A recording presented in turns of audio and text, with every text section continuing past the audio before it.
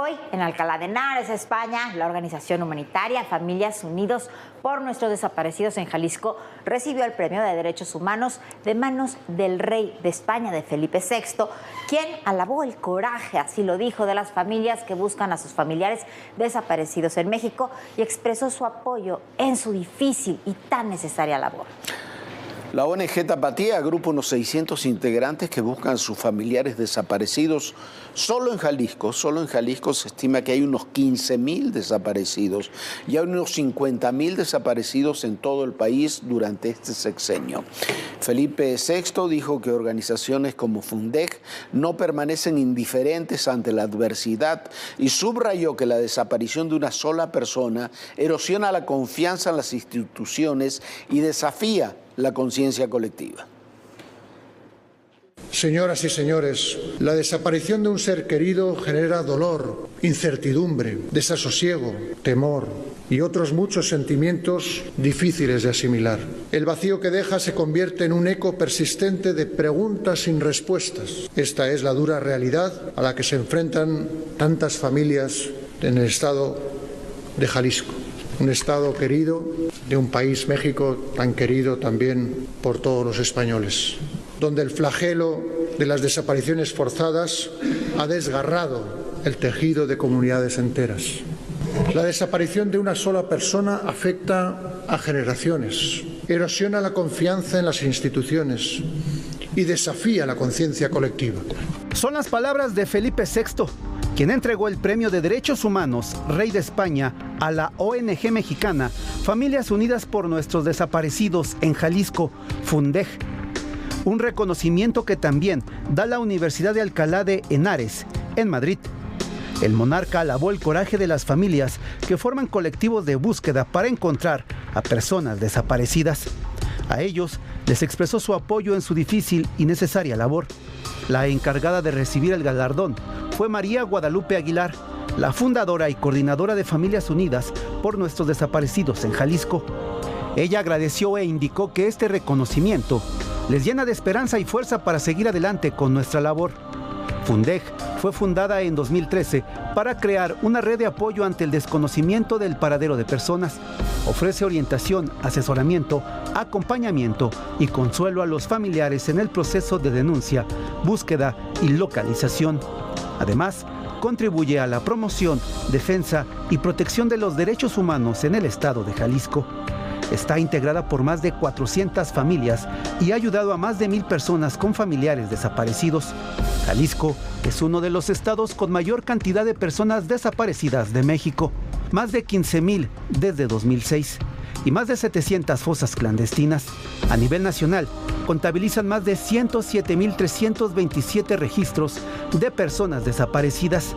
El 16 de mayo de 2022, México superó la cifra de 100,000 personas desaparecidas y a partir de esa fecha hasta mayo de 2023, 2 estados del país mostraron un incremento en más de 20% el número de casos, entre ellos Michoacán, Campeche, Tlaxcala, Chiapas, Zacatecas, San Luis Potosí y Ciudad de México. De acuerdo con un informe de la organización Andata Cívica, con el nuevo censo de personas desaparecidas presentado en diciembre pasado, al menos 10,720 nombres fueron borrados del Registro Nacional de Víctimas de este delito. El 75% de las personas no localizadas son hombres y 25% son mujeres. Familiares que se dedican a buscar a las víctimas también llegan a formar parte de la estadística, pues varios han sido privados de la libertad, como ocurrió con Lorenza Cano, quien desde hace 2 meses fue sacada a la fuerza de su domicilio por 6 hombres en el municipio de Salamanca, Guanajuato. En este hecho, asesinaron a su esposo y a su hijo.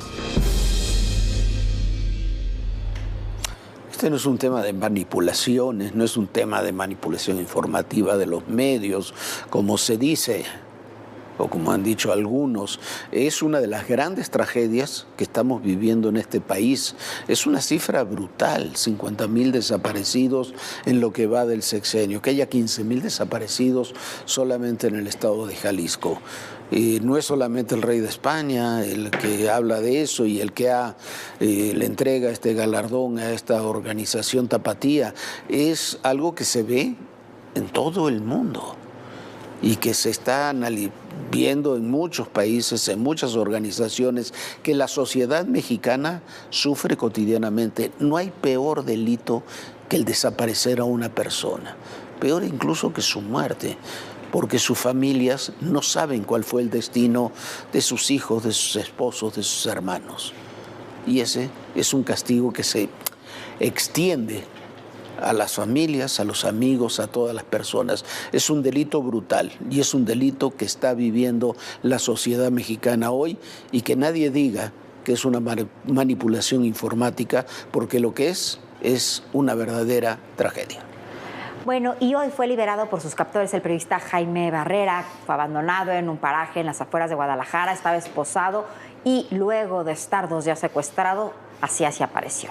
Lo último que había escrito el periodista para el periódico El Informador fue un texto que describía cómo había sido recibido con todos los honores recientemente el mencho Nemesio Ceguera, el líder del cártel Jalisco Nueva Generación, en Autlán. Después de 2 días liberaron al periodista Jaime Barrera. La primera en dar la noticia fue Sui Hitzul en su cuenta de ex, antes Twitter. Informó que Jaime estaba con su familia. Después lo confirmó la Fiscalía General de Jalisco. En varias entrevistas, el periodista dijo que su captura fue una advertencia por su labor profesional, que sus captores lo interrogaron sobre lo que escribía y para quién lo hacía. Considera que hablar del crimen organizado pudo haber sido el motivo de su agresión y aclaró que no fue un secuestro porque nunca solicitaron rescate. Dijo que durante el tiempo que fue privado de la libertad, lo tuvieron maniatado, con los ojos vendados, hincado y lo golpearon con una tabla. Sus captores lo dejaron en la entrada del municipio de Magdalena y antes de soltarlo, lo amenazaron diciéndole que estaría vigilado. Con las esposas puestas, Jaime llegó hasta una tienda donde le permitieron hablar para pedir ayuda.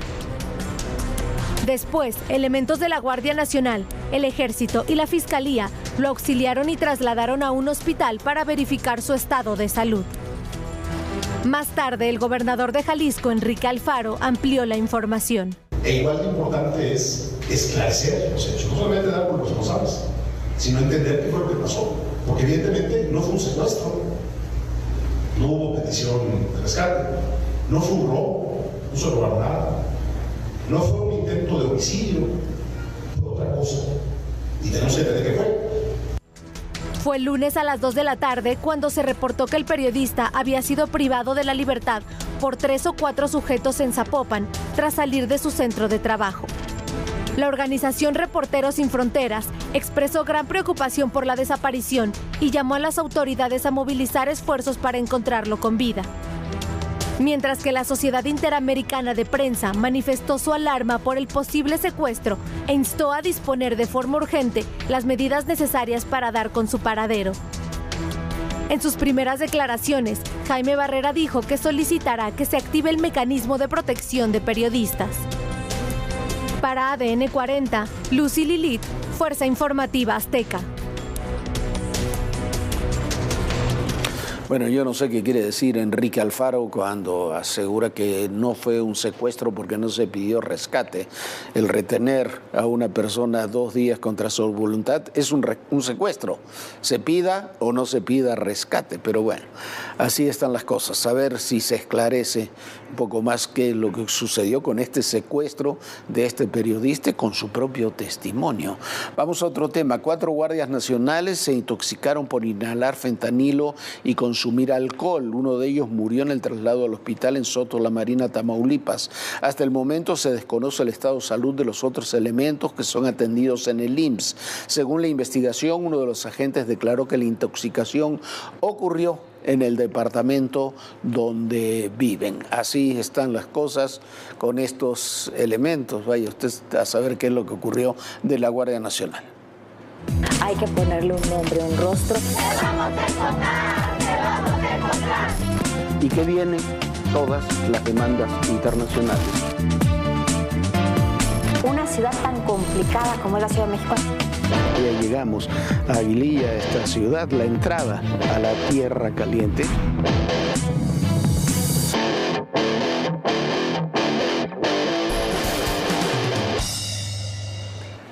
Y la Suprema Corte de Justicia de la Nación aplazó la revisión del amparo otorgado a Mario Aburto Martínez, el asesino confeso de Luis Donaldo Colosio. Señor licenciado Luis Donaldo Colosio, candidato del Partido Revolucionario Institucional a la presidencia de la República, ha fallecido. Mario Aburto Martínez, el asesino confeso del candidato presidencial del PRI, Luis Donaldo Colosio, tendrá que esperar más días para conocer si podrá salir de prisión. Este miércoles 13 de marzo, la primera sala de la Suprema Corte de Justicia de la Nación aplazó la revisión del amparo que interpuso la defensa. Durante la sesión privada, el ministro Juan Luis González Alcántara Carrancá solicitó más tiempo para reflexionar sobre el mismo. Mario Aburto fue condenado a 45 años de prisión tras confesar que disparó contra Colosio el 23 de marzo de 1994. En 2023, el primer tribunal colegiado en materia penal del Estado de México invalidó la sentencia que se le dictó en diciembre de 1994 y ordenó emitir una nueva sentencia, pero conforme a lo establecido en el Código Penal de Baja California, vigente en el momento del asesinato de Colosio y que establecería una pena máxima de 30 años de prisión por homicidio. Aburto cumplirá 30 años en la cárcel este 23 de marzo. Sin embargo, el caso llegó al máximo tribunal de justicia, luego de que la Fiscalía General de la República impugnó el amparo que le concedió el tribunal colegiado.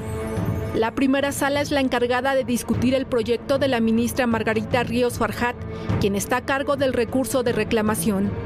En noviembre de 2021, la Comisión Nacional de Derechos Humanos determinó que Aburto fue torturado desde su detención y años posteriores. Por este hecho, un juez le concedió un amparo al reclamar omisión de la Fiscalía General de la República por no investigar la tortura que dice sufrió Aburto cuando lo detuvieron.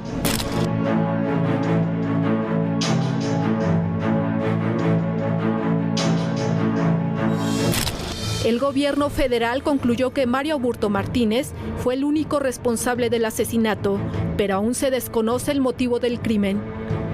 La investigación del asesinato de Luis Donaldo Colosio se concentra en un expediente resguardado en el Archivo General de la Nación que podrá abrirse en 2035, año en que Mario Aburto cumpla su sentencia.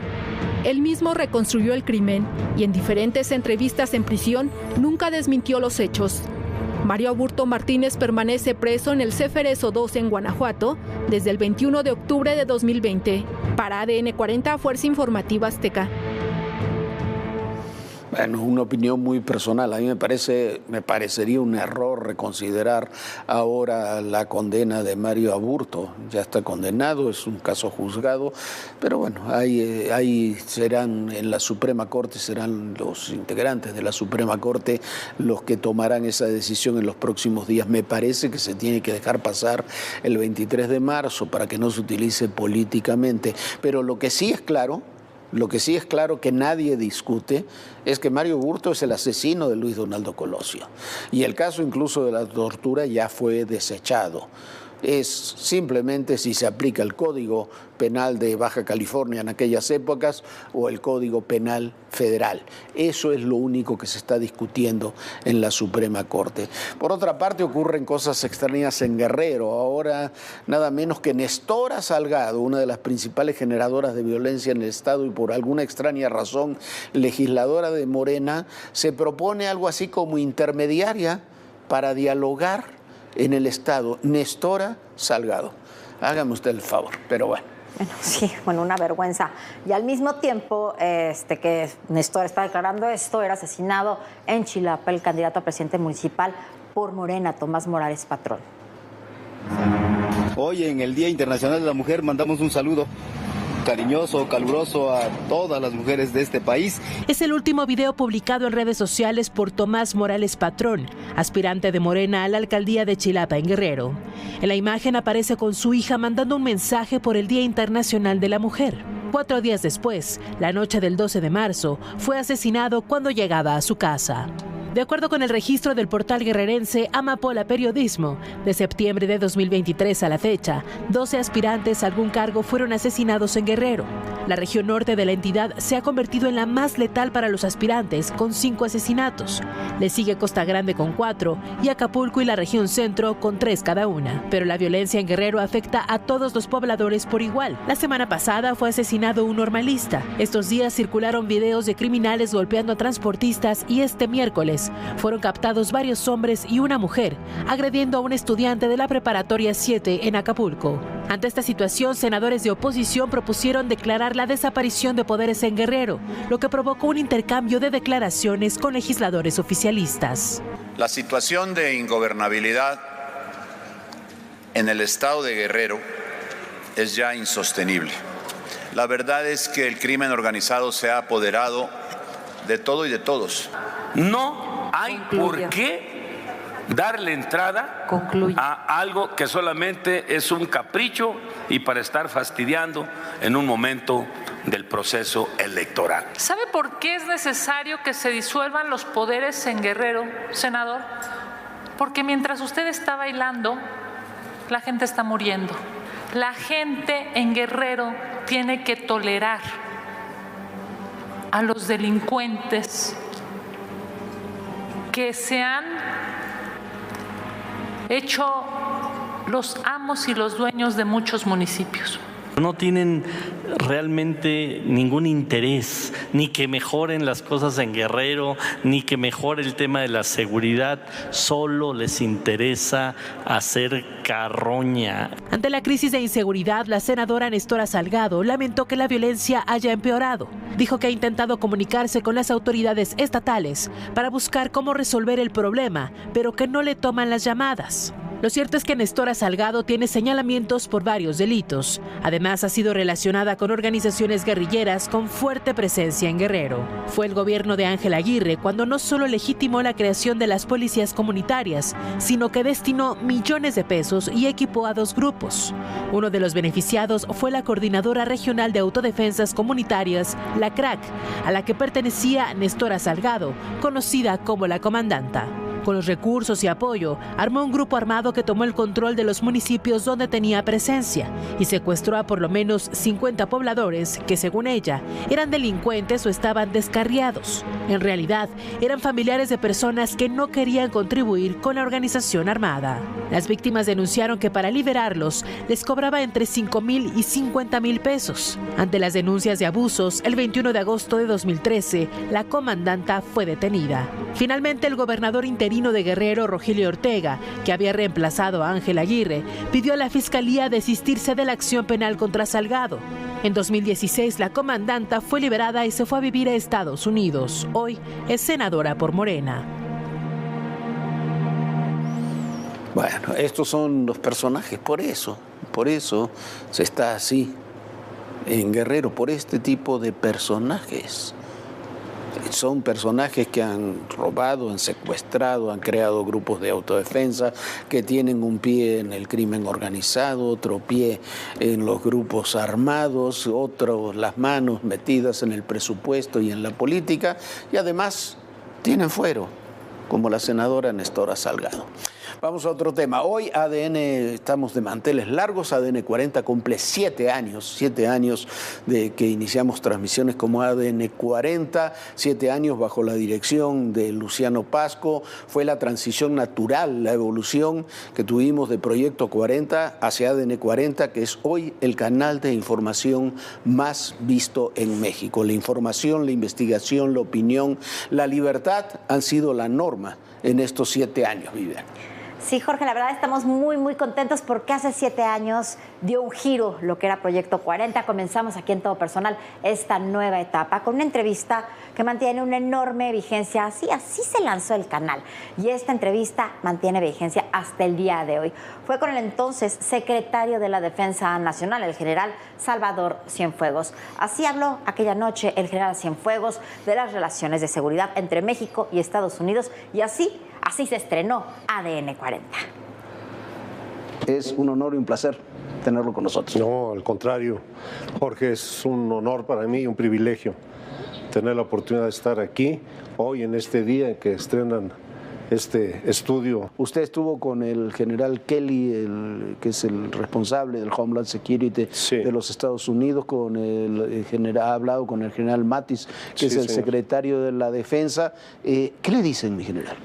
Pues ellos... El gobierno de Trump, en las noticias y en todo lo que vemos, pareciera que hay una situación prácticamente de crisis. ¿Pero qué le dicen a usted? Yo creo que, independientemente del problema comercial y de migración, el más importante con ellos es el de seguridad. Y en este tema, en cuanto a las fuerzas militares de ambos países, efectivamente, tenemos excelentes relaciones, ha habido un gran avance, hablamos con franqueza, con confianza, con respeto, se respeta la soberanía de los países y entonces a ellos les preocupa que esta situación pudiera variar y a nosotros también. Nosotros lo que les hemos dicho es que sentimos que la sociedad en México se siente ofendida, que se siente agraviada por las declaraciones y actos y que eso pues tiene que obligar al gobierno de México a tomar algunas decisiones en su momento, pero que no quisiéramos que eso interfiriera también en esta relación que hemos mantenido. La verdad es que es de primera, yo creo que ellos han aportado mucho para nosotros, pero también nosotros hemos aportado demasiado para ellos, sobre todo en estas partes de los problemas de seguridad interior, crimen organizado, narcotráfico y demás. Tenemos intercambios de estudiantes, intercambios de información, intercambios de adiestramiento y eso nos ha ayudado en mucho. En ese sentido, cuando usted habla de la relación entre ejércitos, a mí siempre me ha llamado la atención. México y Canadá están dentro de lo que ellos llaman el Comando Norte, que es el de, vendría a ser la cápsula, para explicarle a los amigos del auditorio, la cápsula de seguridad de los propios Estados Unidos. Todo el resto de América Latina es parte del Comando Sur, es el Comando Sur que comandó, valga la redundancia, John Kelly, el del Homeland Security. Eso de ser parte del Comando Norte crea relaciones especiales, me imagino, entre los ejércitos. Después de los lamentables hechos terroristas de las Torres en los Estados Unidos, ellos crean este Comando Norte para buscar cómo encapsular a estos países que son sus fronteras y evitar hechos terroristas. Sin embargo, sí tenemos una relación con el Comando Norte, con el Comando Sur, que coincidentemente hacen frontera entre México y Guatemala, Comando Norte y Comando Sur. Sí. Entonces eso hace que hayamos tenido también alguna relación con ellos, sobre todo porque es precisamente en las fronteras donde el control de la delincuencia es más complicado. Bueno, así comenzamos hace 7 años aquí en ADN 40 y bueno, han pasado 7 años y la vigencia que tiene esta entrevista es enorme. Esos problemas hace 7 años y ahora son prácticamente los mismos y lo que se dice es prácticamente lo mismo. Han pasado muchas cosas en esos 7 años, en el ejército mexicano, en el gobierno, en la relación con Estados Unidos, pero la vigencia y la problemática sigue siendo la misma. Mire, un comentario muy rápido. Termina mañana, en unas horas termina la visita de los reyes de Suecia, Carl Gustaf y Silvia. Y bueno, Suecia y México son mundos muy distantes. Fue una visita muy fructífera, muy fructífera. Yo tengo un enorme cariño por Suecia. Me parece un país ejemplar. Tuve oportunidad de vivir en Suecia 3 años. No sabe usted la forma, la calidez a pesar del clima con que fui recibido en Suecia, todo lo que yo le debo a Suecia y todo el agradecimiento que le tengo a ese magnífico país. Un país que para nosotros, ahí sí, Viviana, tendría que ser un ejemplo. Sí, Jorge, Suecia, un ejemplo sin lugar a dudas. De verdad, nosotros desde aquí, que en todo personal, queremos agradecerles a todos nuestros jefes, a Ricardo Salinas Pliego, a Benjamín Salinas, a Luciano Pasco, por permitirnos trabajar ya 7 años en esta transformación de ADN 40, de la forma que lo hacemos. En verdad se trabaja muy, muy feliz. Y bueno, se trabaja mucho, pero se tienen resultados. Muchísimas gracias también a ustedes, por supuesto, porque sin ustedes, que nos ven todas las noches, no podríamos estar aquí de este lado de la pantalla. Y también lo invitamos a que se una a nuestras redes sociales. Puede consultar todos los contenidos de Todo Personal en nuestro canal de YouTube. Puede escanear el símbolo QR que aparece en pantalla y hay muchos reportajes especiales en esta plataforma que estoy segura que lo va a disfrutar. Descanse, sueñe bonito y bueno, usted también préndase su velita y también festeje con nosotros, Jorge. Tú también festeja. Festejemos, Viviana, festejemos con ustedes y como decía Viviana, un abrazo enorme a todos los compañeros que hacemos cotidianamente ADN 40. Un abrazo, un agradecimiento a Ricardo Salinas, a Benjamín Salinas, a Luciano Pasco. Un abrazo a todos y recuerden, en el poder y en la política todo, pero absolutamente todo es personal. Gracias.